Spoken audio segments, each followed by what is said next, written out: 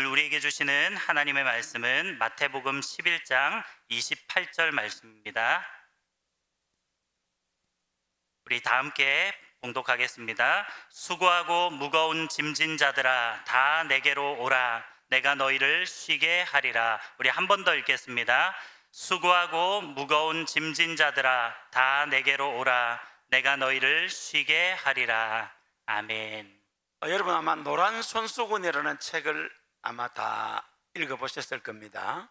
우리 아이들은 잘 모를 수도 있는데, 문교부 장관을 역임한 오천석 씨가 우리 주변에 아주 감동적인 이야기들을 묶어서 낸 책인데, 그 많은 작품 중에 노란 손수건이라는 그 이야기가 너무 감동적이라서 제목이 노란 손수건이에요.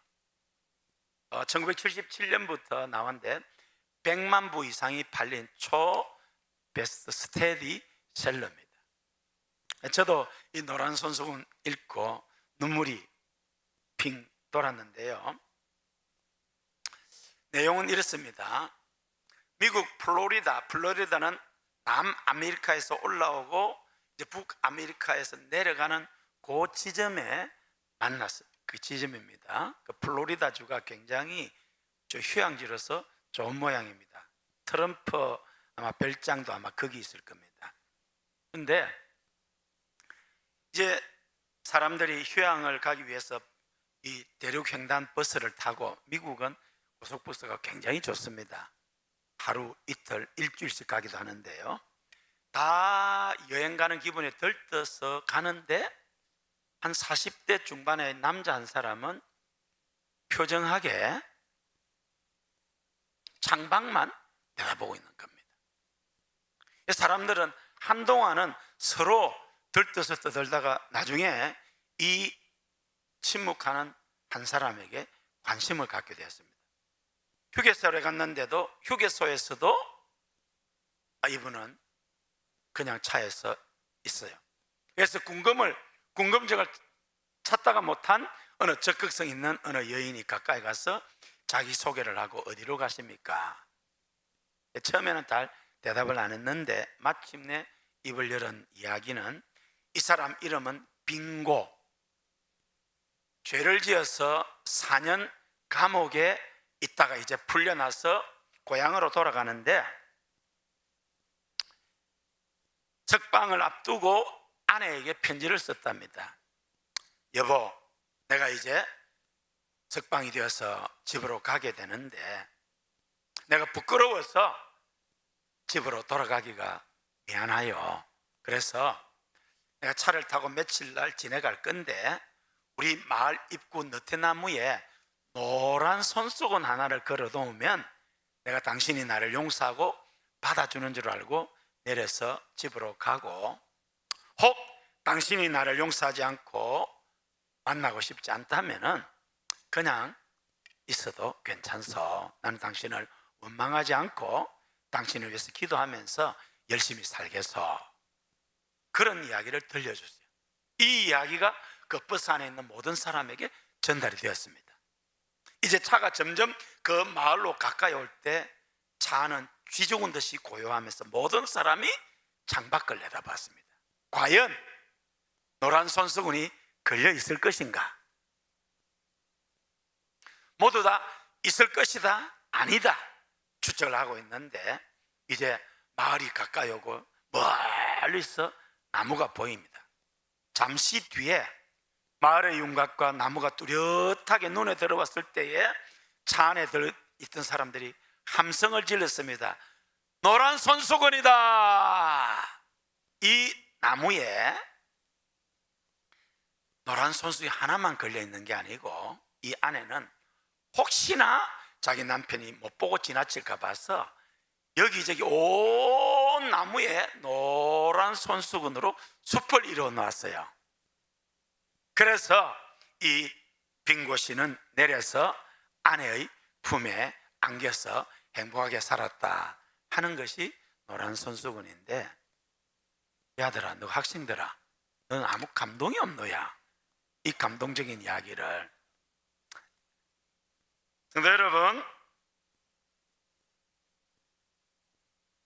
만약 여러분 가운데 여러분의 남편이나 아내, 자녀나 또 누가 이렇게 나를 버리고 가정을 버리고 갔다가 돌아온다면 받아주시겠습니까? 그 일로 인한 상처와 아픔이 얼마나 많았겠습니까? 그래도 돌아오면 용서하고 받아주시는 것이 잘하는 것입니다. 용서는 거기에 참된 안식과 기쁨, 행복이 있습니다. 부모님도 아내도 남편도 자녀도 직장 상사도 직장 후배도 동료도 여러분 배신하고 여러분을 힘들게 했던 그 사람 용서할 수 있기를 바랍니다. 용서는 거기에 마음의 평안과 안식, 하나님께서 주시는 위로와 은혜와 복이 있을 것입니다. 성경에도 이와 유사한 이야기가 나옵니다. 흔히 말하는 탕자 비유라는 것입니다. 한 아버지에게 두 아들이 있었습니다. 큰아들은 아버지 말을 잘 듣고 열심히 일하는데 이 둘째 아들이 어느 날 아버지에게 아버지 저에게도 유산 줄 겁니까? 당연히 주지. 그러면 아버지 지금 주세요. 그럼 제가 이 젊었을 때 사업해서 아버지 돈을 배로 10배로 불려서 큰 부자가 되고 아버지 좋은 차도 사드리고 해외여행도 시켜드리고 한번 해보겠습니다. 그때 아버지가 얘야 아직 멀었다. 아닙니다 아버지, 이 사람 믿어주세요. 누가 하던 소리죠? 옛날에 어느 대통령이 여러분 이 사람 믿어주세요 그랬어요. 그래서 이 아버지가 하도 쪼르니까 이 아들에게 유산을 나누어 줬습니다. 누가복음 15장 11절에서 16절까지 함께 읽겠습니다.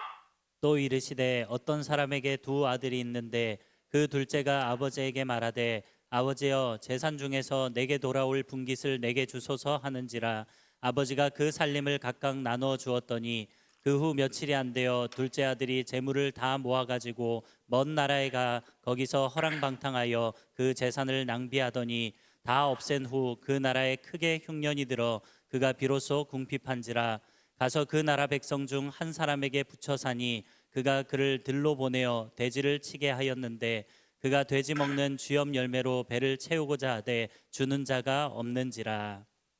여러분 로또 복권 당첨되면 좋을 것 같죠? 로또 복권 당첨되면 대체로 이혼합니다. 그리고 허랑방탕하다가 알거지되고 자살하는 사람이 많습니다. 그래도 로또 복권 한번 꼭 당첨해보고 싶은 사람, 우리 학생들 착한 사람인데 로또 복권을 아예 사지도 마세요. 그냥 끌지도 말고. 이 아들도 아버지로부터 받은 유산이 로또 복권 정도가 아니에요. 그래서 아버지로부터 등기 이전을 딱 받은 순간 얼마 뒤에 그냥 싹쓸이 해가지고 팔아서 딱 움켜쥐고는 외국으로 달렸습니다. 외국이 낯설고 언어도 잘 안 되지만은 돈이 있으니까 너도 나도 이 사람도 친구 저 사람도 친구 야 이 사업 한번 같이 해보자고 그래갖고 그 다음에 천하의 절세 미인들도 이 사람 가까이 와서 함께 식사도 하고 또 술도 마시고 그리고 그렇게 흥청망청 돈을 썼어요. 여러분 돈이라는 게 한도 끝도 없는 게 아닙니다. 그냥 물 쓰듯이 돈을 쓰다가 보니까 돈이 이제 없어 떨어져 버렸어요. 엎친 데 덮친 격으로 IMF가 찾아왔어요. 흉년이 들었습니다. 갑자기 실직을 하고 일용직을 구할 수도 없는 처지가 되었습니다. 돈 떨어지니까 친구들도 그렇게 앞에 나와서 하던 여인들도 다 떠나가고 자기 혼자 남았습니다. 자기를 어느 직원으로 써주는 사람도 없어요. 배가 고픕니다. 먹고 살기 위해서 3D 업종 중에 3D 업종, 돼지를 치는 그 종이 되었어요. 그런데 흉년의 때니까 너도 나도 일자리를 찾아서 하다 보니 그 일도 구하기가 힘들고 배가 너무 고파요. 여러분, 사람이 배가 너무 고프면 사람이 이상해집니다. 돼지가 먹는 그 돼지죽 가운데 먹을 만한 것들, 쥐염 열매, 제가 이스라엘에 가서 가져온 게 있어요. 강낭콩 그 같은 거 비슷한 거예요. 요만한 건데 그 돼지가 먹는 것을 빼앗아 먹었어요. 참 인생이 불쌍하지요.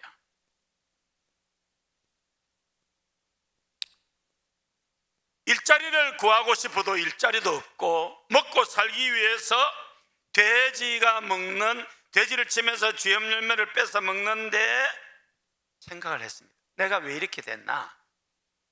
내가 오늘 이렇게 비참하게 된 것은 아버지 집을 떠났기 때문이다.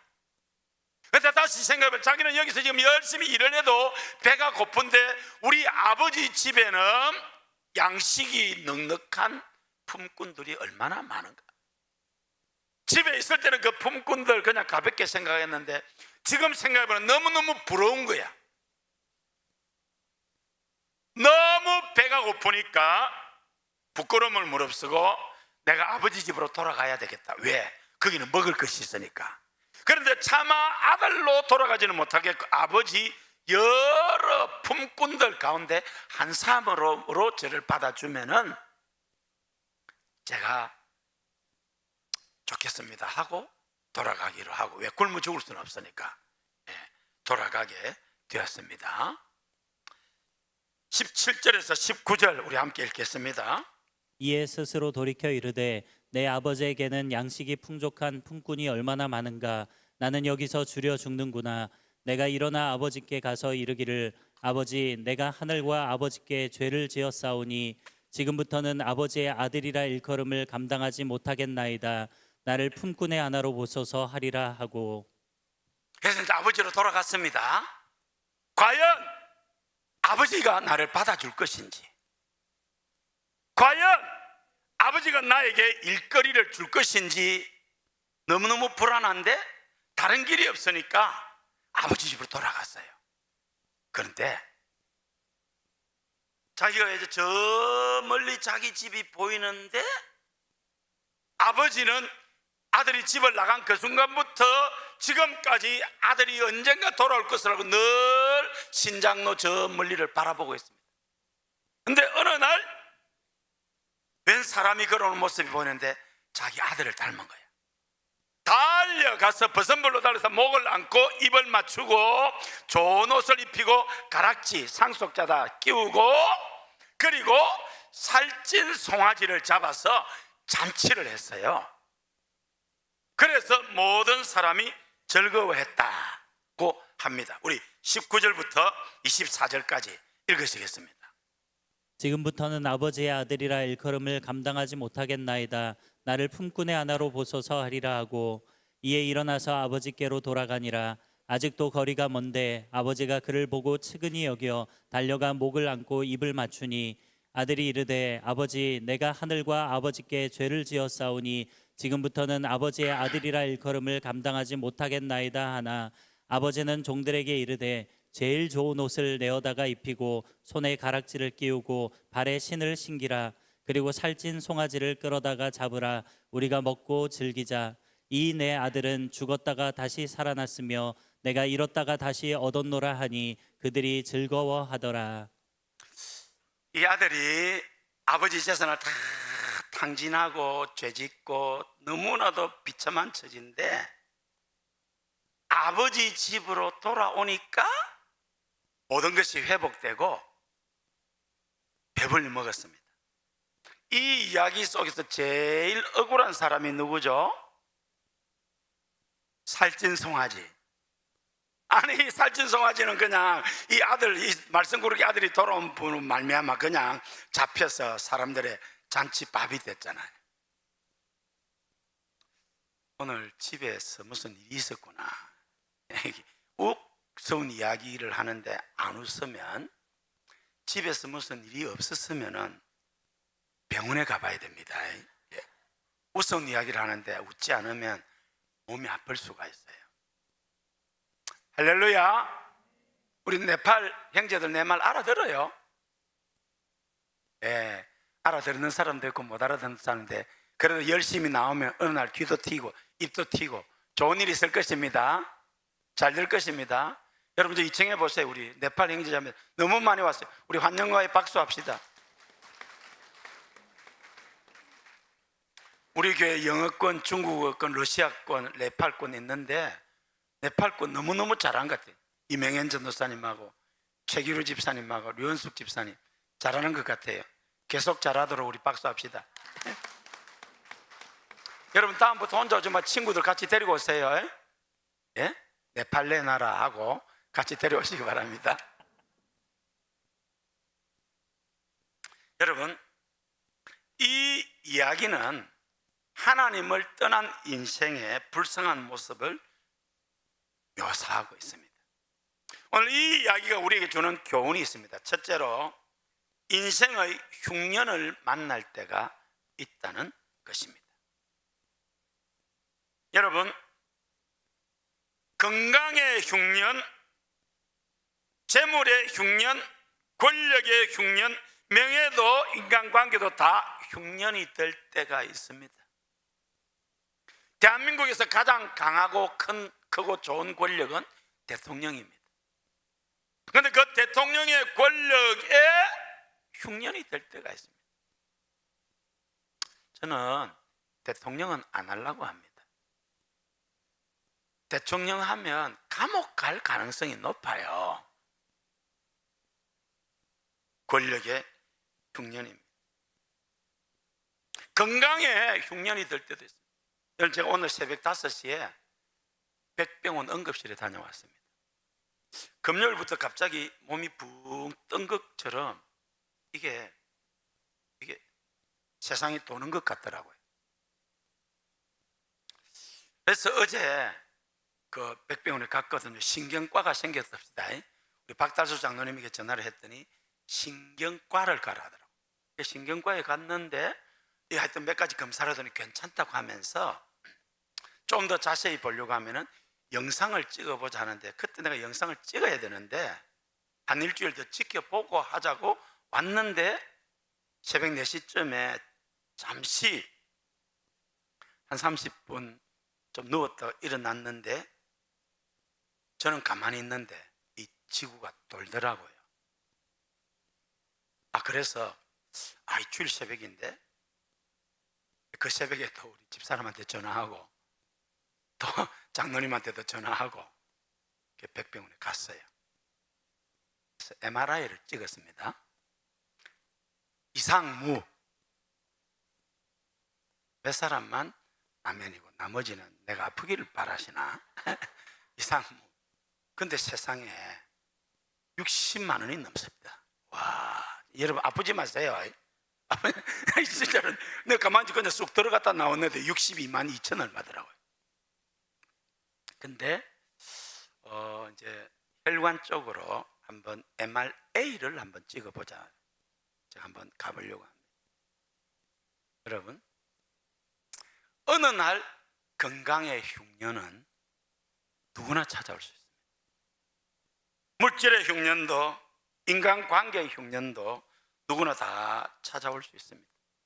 어쩌면 지금 여러분 가운데 어떤 사람은 그렇게 인생의 흉년을 만나서 이 둘째 아들처럼 삶이 힘든 분도 있을 것입니다. 두 번째로 흉년의 때는 생각을 해야 됩니다. 왜 내가 이렇게 처참한 상황 가운데 빠지게 되었는지, 내가 이렇게 불쌍한 처지가 된 원인이 뭔지를 생각을 해야 돼요. 그리고 아버지 집의 풍요로움을 생각해야 합니다. 둘째 아들은 지금 돼지가 먹는 것을 뺏어 먹으려고 하는데 그것마저도 부족합니다. 살았으나 산 것이 아닙니다. 참된 기쁨, 행복, 만족, 성공은 저 멀리 사라졌습니다. 왜 이런 흉년을 찾아왔나? 왜 이런 흉년을 만나게 되었느냐? 생각해야 됩니다. 왜 만나게 됐습니까? 답은 하나, 아버지 집을 떠났기 때문에. 존 맥스웰이라는 사람이 생각의 법칙이라는 책을 썼습니다. 생각의 법칙 따라 하시겠습니다. 당신의 생각이 당신의 인생을 결정한다. 네, 그렇습니다. 모든 것은 생각에서 비롯됩니다. 우리가 무엇을 생각하는가는 우리가 어떤 사람이 되는가를 결정합니다. 우리가 어떤 사람인가는 우리가 무엇을 하느냐로 결정합니다. 근데 그것이 어디에서 기인하느냐? 우리가 어떤 생각을 하느냐는 거죠. 여러분, 오늘 이 교회 오는 것도 마찬가지입니다. 여러분, 그냥 교회 온 게 아니잖아요. 교회에 가야 되겠다, 아마 권유도 받고 또 그렇게 갈등도 하다가 그래 가자, 한번 가보자, 그런 사람도 있고 또 한번 가봐주자. 왜? 안 오면 후환이 두려워가지고. 어쨌든 잘 오셨습니다. 여러분, 사람이 착한 일 그냥 하는 게 아닙니다. 착한 일 하기로 생각을 하고 착한 행동을 하고 착한 사람이 됩니다. 나쁜 일, 그냥 나쁜 일 하지 않습니다. 나쁜 생각을 먼저 하고 나쁜 짓을 하고 나쁜 사람이 됩니다. 그러니까 여러분, 생각을 잘해야 됩니다. 늘 좋은 생각하시기를 바랍니다. 착한 생각하시기 바랍니다. 귀한 생각하시기를 바랍니다. 생각 잘하는 여러분 되시기를 주님의 이름으로 축원합니다. 가룟 유다, 그냥 예수님 판 게 아닙니다. 가룟 유다가 안 좋은 생각을 가지고 있는 것을 마귀가 알고 예수님을 팔려는 생각을 넣었습니다. 그래서 갈등하다가 예수님을 팔았습니다. 그리고 양심의 가책을 느껴서 자살했지요. 여러분, 생각이 여러분 인생을 결정합니다. 야, 우리 학생들 크게 따라하자. 생각이 내 인생의 미래를 결정한다. 생각 잘하자. 좋은 생각하자. 착한 생각하자. 귀한 생각하자. 생각 잘하시기를 주의 이름으로 축원합니다. 이 둘째 아들은 어떤 생각을 하고 살았을까요? 아버지 집을 떠나서 내 마음대로 살면 행복하고 좋을 줄로 잘못 생각했습니다. 아버지 유산을 받아서 내가 한번 장사도 하고 사업도 하면은 잘 될 줄로 잘못 생각했습니다. 아버지의 사랑과 부모님의 보호와 가족의 화목함이 없어도 행복할 수 있을 것이라고 잘못 생각했습니다. 아버지의 가르침, 자상한 가르침, 때로는 아버지의 책망과 제재가 인생이 필요하다는 것을 몰랐습니다. 없어도 된다고 잘못 생각했습니다. 돈만 있으면 다 될 것으로 알고 돈을 요구했습니다. 생각 잘못한 것입니다. 생각 잘하는 여러분 되시기를 주님 이름으로 축복합니다. 인생의 행복은 내 마음먹은 대로 할 때 얻을 수 있을 것이다 라고 생각을 했습니다. 그렇지 않습니다. 여러분, 내 마음먹은 대로 되는 게 인생이 아닙니다. 사랑하는 여러분, 우리는 하고 싶은 일이 좌절될 때 참 많이 괴롭습니다. 마음먹은 대로 할 수 있다는 것도 우리 인생을 신나게 할 것 같습니다. 그렇기 때문에 권력을 갖고 돈을 갖고 지식을 쌓고 명예를 가지고 세상 성공을 추구합니다. 그러나 여러분, 그러한 것들을 추구해서 얻은 사람들 과연 얼마나 행복하고 얼마나 만족한 삶을 살고 있습니까? 모든 것이 가나 모든 것이 다 유익한 것이 아닙니다. 모든 음식을 다 먹을 수 있으나 그 음식이 다 내 몸에 유익한 것도 아닙니다. 이 아들은 즐기는 것이 인생의 행복이라고 잘못 생각했습니다. 오늘 우리 주변에 이 쾌락을 즐기는 것을 인생의 목적으로 삼고 살아가는 사람들이 얼마나 많이 있습니까? 그래서 이 아들도 허랑방탕했습니다. 우리 주변에 그렇게 돈 좀 있는 사람 가운데, 세상적인 권력과 뭘 좀 가진 사람 가운데 허랑방탕한 사람이 얼마나 많은지 모릅니다. 근데 그 쾌락과 향락의 끝이 어디입니까? 흉년입니다. 인생의 흉년을 만났습니다. 야망도 젊음도 있기에 마음먹은 대로 될 것이라 생각했지만 이 아들은 어디서도 행복을 찾을 수 없었습니다. 많은 사람들이 마약을 하고 여러 가지 쾌락을 줬지만은 그것이 내 인생을 행복하게, 평안하게, 기쁘게 하지를 않습니다. 아들의 행복은 아버지 집에 있을 때 옵니다. 아버지 하나님의 품에 안길 때 우리 인생의 행복은 옵니다. 흉년의 때에는 생각을 해야 합니다. 내 비참한 현실을 알아야 합니다. 그리고 아버지 집의 풍요로움을 생각해야 합니다. 우리 인생의 아버지는 하나님이십니다. 하나님 떠난 인생은 흉년을 만날 수밖에 없습니다. 지금 여러분은 아버지 하나님의 집, 하나님의 품에 안기셨습니까? 세 번째로, 인생의 흉년을 만날 때는 아버지 집, 하나님의 품으로 돌아가야 합니다. 거기 우리 인생의 흉년, 우리 삶의 모든 문제의 답이 돌아가는 데 있습니다. 아버지 하나님의 품에 안길 때에 있습니다. 참된 만족과 심, 참된 기쁨과 행복은 예수님 안에 있습니다.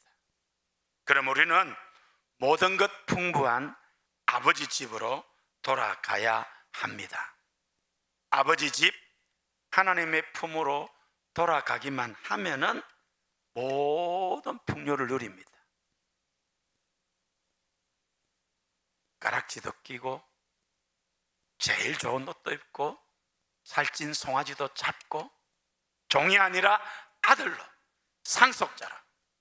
할렐루야. 우리의 나그네 인생이 돌아갈 고향, 아버지의 품은 어디입니까? 하나님입니다. 교회입니다. 쉼과 안식을 몰랐던 우리 인생은 하나님 아버지 품에서 안식과 쉼을 누립니다. 교회, 곧 아버지 하나님의 품에서 풍요를 누리게 됩니다. 거기 인생의 모든 답이 있습니다. 예수님 말씀하십니다.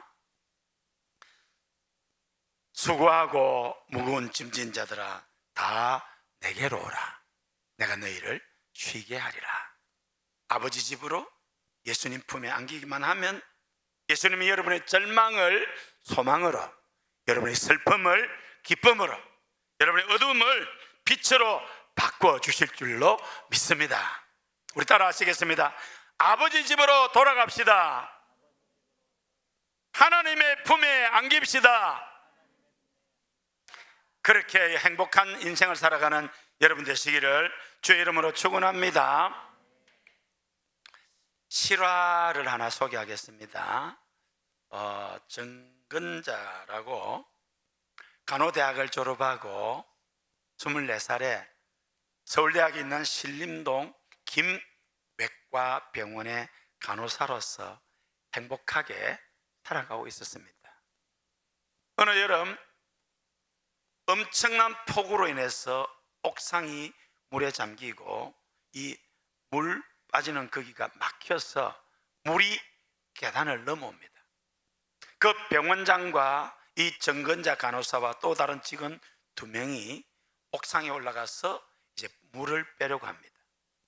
보니까 기다란 쇠 막대기가 있어요.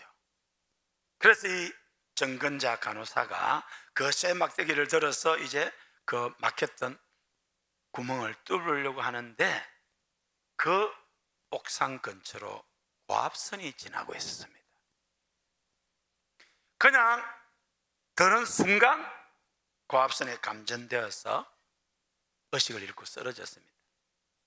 눈을 떴을 때는 팔과 한쪽 다리가 절단되어 있었습니다.